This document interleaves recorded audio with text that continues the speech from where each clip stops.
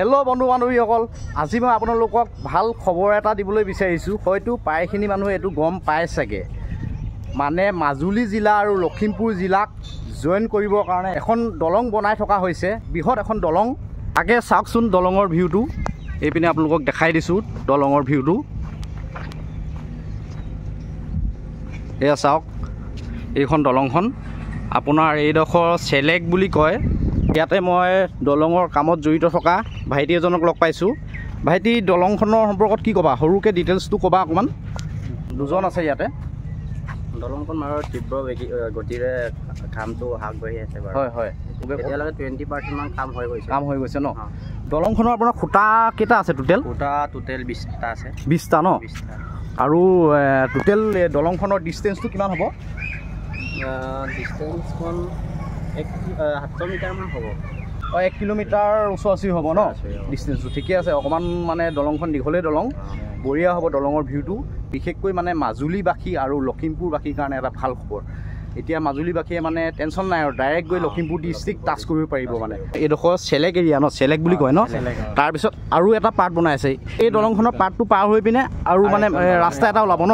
ৰাস্তা হ'ব, মাজৰ ৰাস্তা হ'ব। তাৰপিছত ধূনাগুৰি কি আছিলে? ধূনাগুৰি মানে দলং একেখনেই। ধূনাগুৰি পাৰ্টটো শেষ হোৱাৰ পিছত তাৰপিছত গৈ ক'ত ওলাবগৈ? লখিমপুৰ ডিষ্ট্ৰিক্টৰ বঙালমৰা ন? ডাইৰেক্ট লখিমপুৰ ডিষ্ট্ৰিক্ট টাচ কৰিব। তাৰপিছত বঙালমৰা পোৱাৰ পিছত আপোনালোকেতো চিনি পাবই। বঙালমৰা পোৱাৰ পিছত আপোনালোকে তেজপুৰ, গুৱাহাটী এইপিনে লেফ্ট চাইডে হৈ যাব পাৰিব। তাৰপিছত এইপিনে আপোনাৰ প্ৰপাৰ উত্তৰ লখিমপুৰলৈ যাব পাৰিব, উত্তৰ লখিমপুৰ নগৰলৈ। মানে এটা ধুনীয়া খবৰ। অৰুণাচল বান্দৰদোৱা অৰুণাচলো যাব পাৰিব এইপিনেদি। আপোনাৰ মাজুলীবাসীৰ কাৰণে এতিয়া টেনশ্যন নাই, মানে অকল মাজুলী বুলি নহয়, এতিয়া যোৰহাটৰ মানুহ মাজুলী হৈ পিনে আপোনাৰ ডাইৰেক্ট গুৱাহাটী, লখিমপুৰ, গহপুৰ, তেজপুৰ কেইবাটাও জেগাত যাব পাৰিব। মানে ওচৰ হ'ব, মানে এইটো চাইডে গ'লে, মানে এই দলংখনেদি গ'লে মানে বহুতখিনি ওচৰ হ'ব। আৰু আপোনালোকে যে এই নদীখন দেখিছে, নদীখনৰ নামটো জনাই দিব। নদীখনৰ নামটো খেৰকটা ন? বঢ়িয়া। মানে নদী দুখন নদীৰ ওপৰত দলংখন মানে কাম চলিছে দলঙৰ। এখন খেৰকটা নদী, এখন সোৱণশিৰি নদী। দলঙৰ এতিয়া মই তলৰ ছাইডলৈ আহিছোঁ।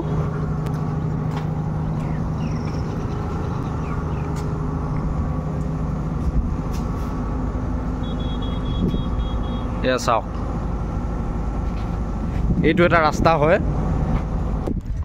ঠিকে আছে, ভাল খবৰ, ভাল লাগিছে। এনেকুৱাবিলাক কাম কৰি থাকিব লাগে। আমাৰ অসমখন মানে কিছুমান বস্তুত ধুনীয়াকৈ আগবাঢ়িছে, আৰু কাম হওক। যেতিয়া এই দলংখন কমপ্লিট হ'ব, বিশেষকৈ মাজুলীবাসী আৰু যোৰহাটবাসীৰ কাৰণে বহুত ভাল হ'ব, টেনশ্যন নাই আৰু তেতিয়া মানে আৰু বহুত আপোনাৰ গহপুৰ, তেজপুৰ আৰু বিশ্বনাথ চাৰিআলি মানুহবোৰ এতিয়া মাজুলীলৈ আহিবলৈ টেনশ্যন নাই আৰু, বিন্দাছ মাজুলী সত্ৰবোৰ ফুৰিব পাৰিব, ওচৰ হ'ব মানে বহুতখিনি।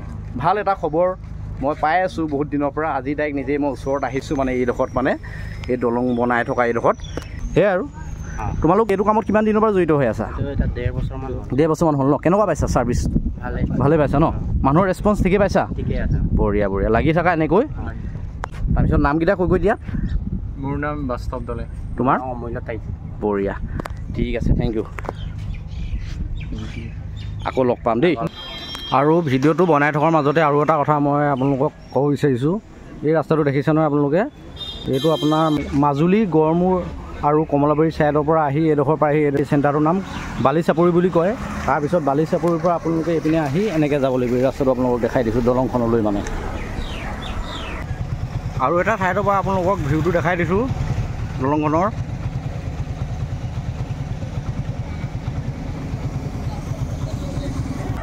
এই দলংখন যেতিয়া হৈ যাব, বহুতৰতো সুবিধা হ'ব, বহুত সুবিধা হ'ব, বহুত মানুহৰ সুবিধা হ'ব।